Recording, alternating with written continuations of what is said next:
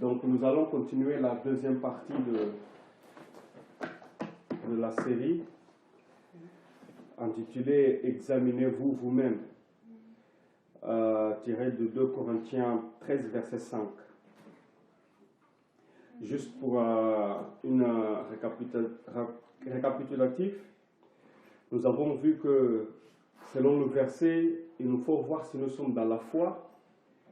Et nous avons vu que lorsqu'on est dans la foi, on glorifie Dieu. Et tout ça, c'est pour que nous ayons la justice du Christ. Ou c'est en glorifiant Dieu, on peut dire aussi que nous participons à la justice du Christ.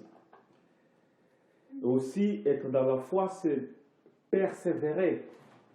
Et nous avons pris un exemple de la vie de Daniel, où il persévère. Lorsqu'il était dans la fosse au lion, il persévérait dans sa foi et Dieu l'a gardé. Nous avons vu aussi que bientôt cette fosse au lion se répétera. Le lion de Babylone va vouloir persécuter le peuple de Dieu. Mais il faut que nous ayons une foi ferme. C'est ce que ça implique aussi pour voir si nous sommes dans la foi. Est-ce que notre foi est ferme?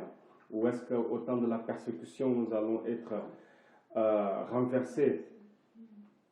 Et aussi, nous avons vu que lorsque nous persévérons dans la foi, c'est parce que nous portons attention à la parole prophétique du Christ, à connaître les dernières scènes de l'histoire de l'humanité, où en ce moment, la papauté et le protestantisme apostat sont en train de se rejoindre pour pouvoir mettre en place la loi du dimanche à travers l'image de la bête.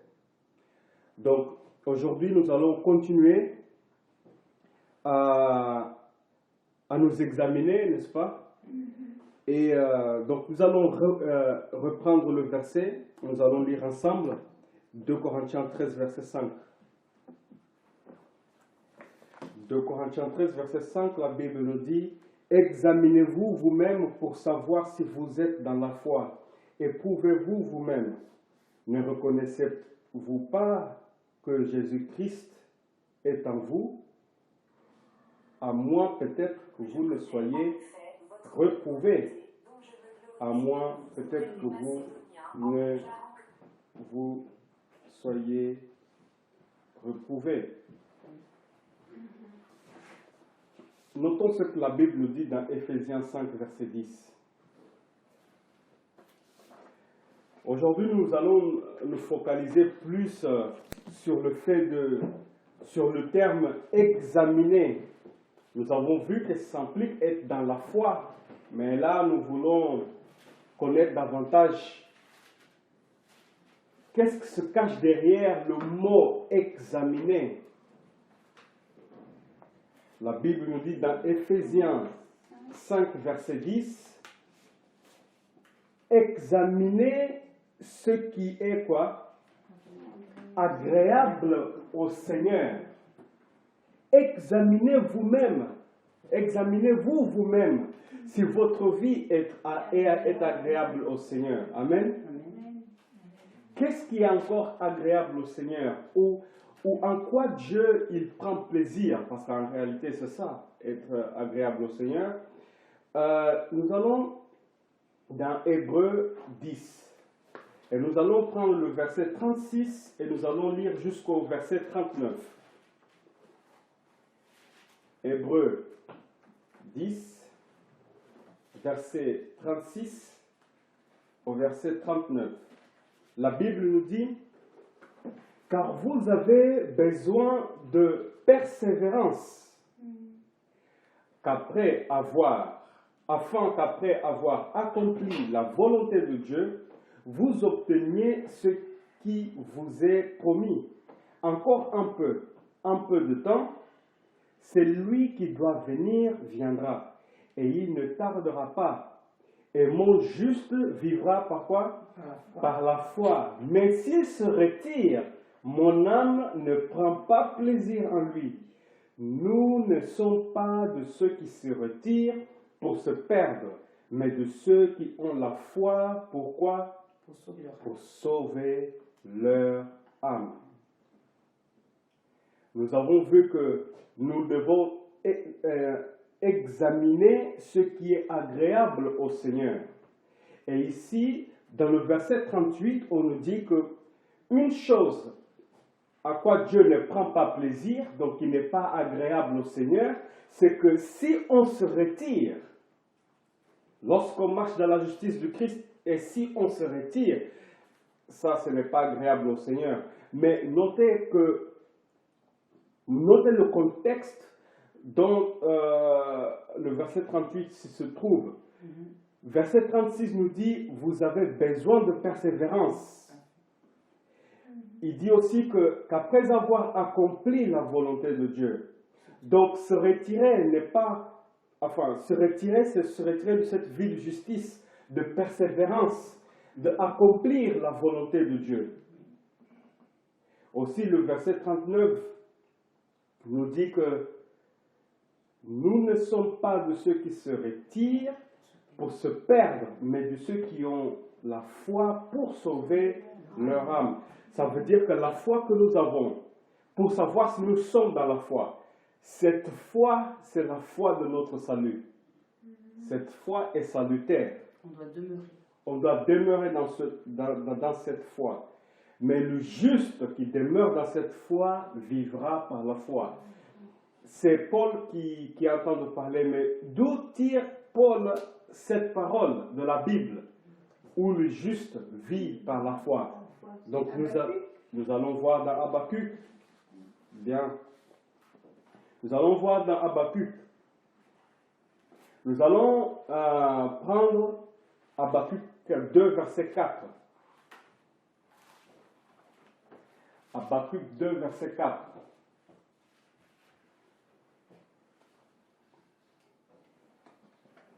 Habakkuk 2, verset 4.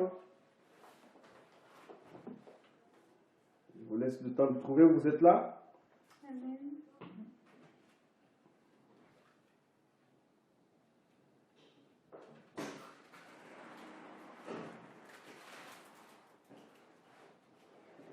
Donc Habakkuk 2, c'est juste avant Sophonie, après Jonas, après Michée, après Nahum. Vous avez trouvé?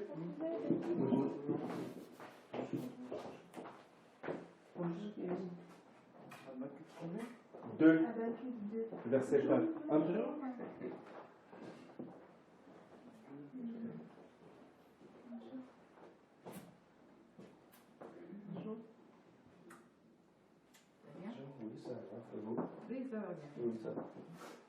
Ok, donc nous poursuivons. La Bible nous dit au verset 4, voici son âme s'est enflée.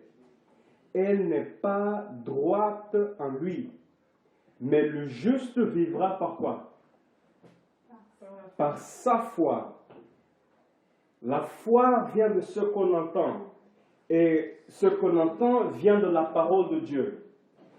Il dit ici que le juste vivra par sa foi. Donc, qu'est-ce que le juste a entendu pour qu'il puisse vivre de sa foi? Alors, nous allons lire les versets précédents. Les versets précédents montrent les paroles de ce juste. Nous allons lire à partir du verset 2. L'Éternel m'adressa la parole et il dit, écris quoi? La prophétie, grave-la sur des tables afin qu'on la lise couramment. Car c'est une prophétie dont le temps est déjà fixé. Elle marche vers son terme et elle ne mentira pas. Si elle tarde, attends-la, car elle s'accomplira certainement. Voici son âme s'est enflée, elle n'est pas droite en lui, mais le juste vivra par sa foi. Donc, versets 2 et 3, c'est la parole que le juste entend pour qu'il puisse marcher par la foi. Et la parole qu'il entend, c'est la parole de la prophétie, verset 2. La prophétie qui est gravée où? Sur des tables, afin qu'on la lise couramment. Nous allons voir quelle est cette prophétie qui est gravée sur les tables. Parce que cette prophétie, c'est la parole qui est agréable au Seigneur. Rappelez-vous que dans Hébreu, Paul, il a dit, si vous vous retirez de la justice, le Seigneur ne prend pas plaisir en vous. Et Paul aussi nous a dit dans Éphésiens, il nous faut examiner ce qui est agréable au Seigneur. Le juste vivra par sa foi. J'aimerais vous lire une citation tirée de Premiers Écrits, page 259. Toujours dans la démarche de connaître qu'est-ce que nous devons examiner. C'est ce qui est agréable.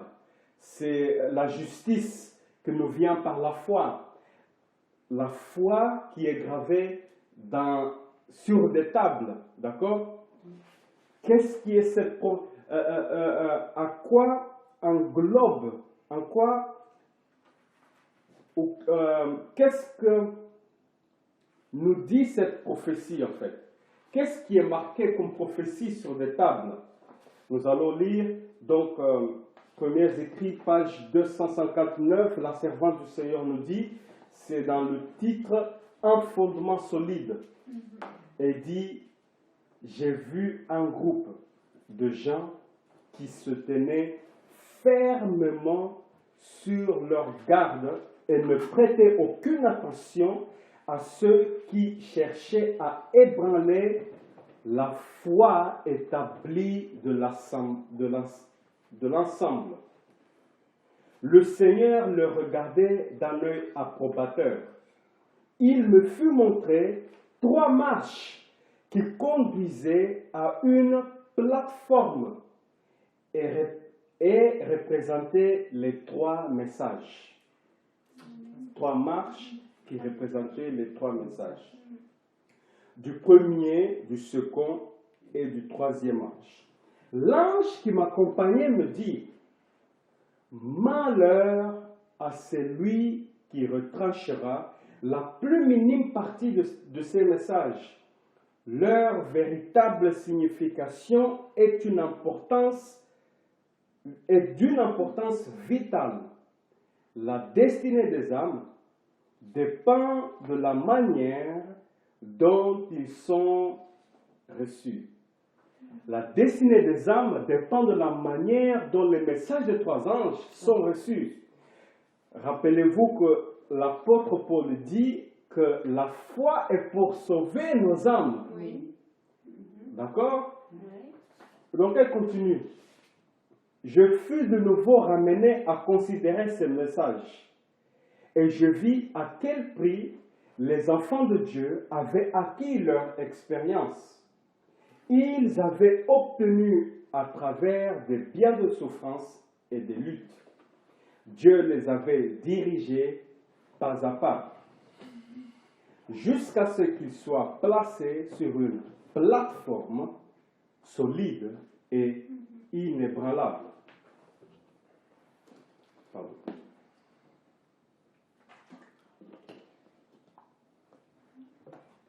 Il continue en disant, je vis quelques personnes s'approcher de cette plateforme pour en examiner la solidité.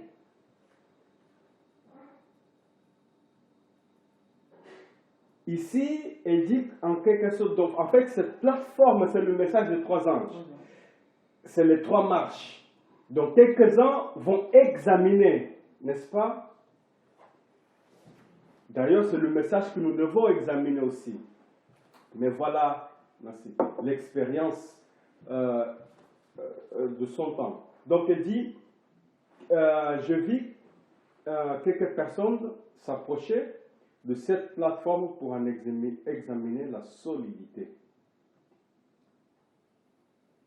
Elle continue, certaines d'entre elles s'empressaient d'y prendre place avec joie, alors que d'autres la critiquaient et auraient voulu y avoir apporté quelques améliorations pour qu'elle s'approche davantage de la perfection et que le peuple soit beaucoup plus heureux. Certains en descendait de la plateforme pour l'examiner et la déclarer mal posée. Oui. Mais je vis que presque tous se tenaient fermement sur cette plateforme et suppliaient ceux qui en étaient descendus de cesser leurs plaintes, car Dieu en était le grand architecte, et c'était lui qu'il critiquait et qu'il combattait. Examinons-nous pour voir si nous sommes dans la foi, ce qui est agréable. Le juste vivra par la foi, mais Dieu ne prend pas plaisir si le juste se retire de la foi qui sauve son âme. La foi qui sauve son âme vient de ce qu'on entend des trois marches, de ces trois messages. Il nous faut examiner, mais pas pour critiquer ce message, parce que c'est ce message qui va sauver nos âmes. Amen. Nous ne faisons pas partie de ceux qui s'opposent pour se perdre, la Bible dit, de ceux qui se retirent dans l'expérience. Et l'époque de la sœur White, il y avait ceux qui se sont retirés de cette plateforme. Mais nous ne sommes pas de ceux qui se retirent. Amen. Amen. Amen. Elle dit aussi que beaucoup ont reçu avec joie ces messages. Et nous voulons recevoir avec joie. Parce que elle dit aussi que si on critique ce message, en fait, on est en train de critiquer Christ lui-même. Et donc, nous allons lire Jean 1, verset 12. Qu'est-ce qui se passe lorsqu'on reçoit le message du Christ, lorsqu'on reçoit les paroles du Christ? Jean 1, verset 12. La Bible nous dit, mais à tous ceux qui l'ont reçu, car la parole c'est Christ, n'est-ce pas? Mais à tous ceux qui l'ont reçu, à ceux qui croient en son nom, elle a donné le quoi? Le pouvoir de devenir enfants de Dieu, lesquels sont nés donc de la volonté de Dieu. Donc on voit que lorsqu'on reçoit ces messages, après avoir examiné, on reçoit avec joie, on est en train de recevoir Christ. Et lorsqu'on reçoit Christ, on a un pouvoir pour devenir enfant de Dieu. Vous voyez, nous ne sommes pas nés adventistes. C'est lui qui est adventiste, c'est lui qui est converti et qui suit le chemin de Christ. Ce n'est pas un automatisme, même si notre famille est adventiste. Il faut encore que moi je décide par moi-même et que je fasse la confession et que je passe par le baptême et que j'accepte Christ. Là, je suis adventiste. Pourquoi je dis ça? Parce que pour devenir adventiste, on doit avoir ce pouvoir. Parce qu'être adventiste, en réalité, c'est être enfant de Dieu. C'est tout simple, n'est-ce pas? Mais pour être enfant de Dieu, il y a un pouvoir qui doit s'animer dans notre vie, qui va transformer notre vie pour devenir enfant de Dieu. Et ce pouvoir, à tous ceux qui l'ont reçu, ce pouvoir, c'est Christ même. Mais comment recevoir Christ? Il n'est pas un os et un sang et un sang au milieu de nous. C'est lorsqu'on reçoit en chair et en os. Lorsqu'on reçoit Christ à travers les messages, à travers les trois marches, on le reçoit. Ça veut dire que le message des trois anges, c'est le pouvoir, c'est la puissance que Dieu donne à chacun d'entre nous pour devenir son enfant. Amen. Il nous faut examiner ce qui est agréable au Seigneur. Examinons-nous pour voir si nous sommes dans la foi. L'instrument par lequel nous examinons nous-mêmes, c'est le message des trois anges. Amen. Amen. Prions.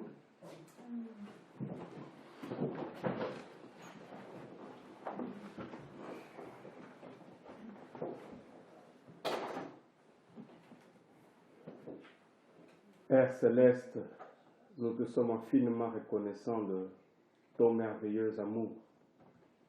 Ton merveilleux amour. Père céleste, car tu nous aimes tant, tu nous donnes à rien oublier pour nous préparer au Père. Tu nous donnes tout ce que nous avons besoin.